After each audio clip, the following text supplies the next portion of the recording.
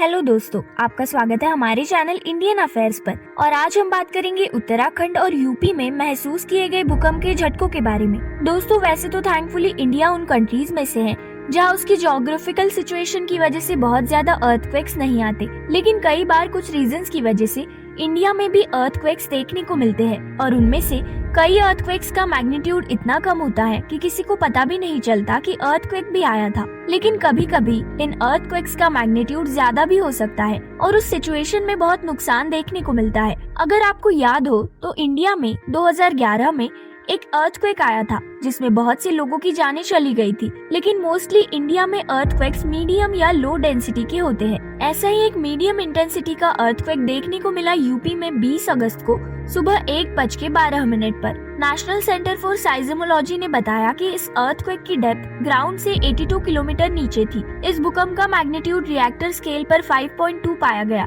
और क्योंकि ये मीडियम डेंसिटी का भूकंप था, इसीलिए इसका थोड़ा बहुत असर आसपास के लखीमपुर खीरी और दूसरे डिस्ट्रिक्ट्स में भी देखने को मिला। लेकिन इस अर्थक्वेक का एपिसेंटर इंडिया में नहीं था। इस भूकंप का एपिसेंटर नेपाल के संतोष्टी तारातल में था और इसका इफेक्ट चीन के कुछ हिस्सों में नहीं देखने को मिला।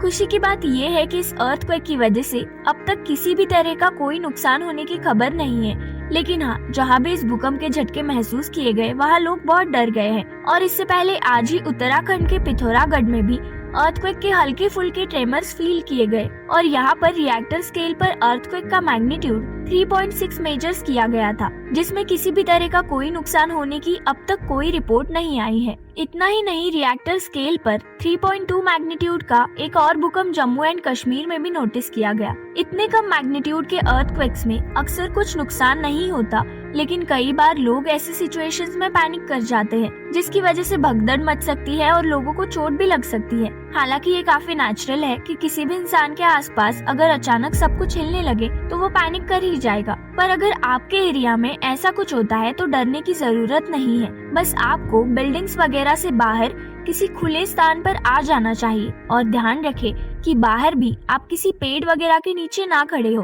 क्योंकि कई बार अर्थक्वेक की डेंसिटी अधिक होने पर बिल्डिंग्स और पेड़ गिर सकते हैं जिसकी वजह से लोग इंजर्ड हो सकते हैं। दोस्तों, इसके बारे में आपकी राय हमारे साथ जरूर शेयर कीजिए और ऐसी नई वीडियोस के लिए चैनल को लाइक, शेयर और सब्सक्राइब करना ना भूलें।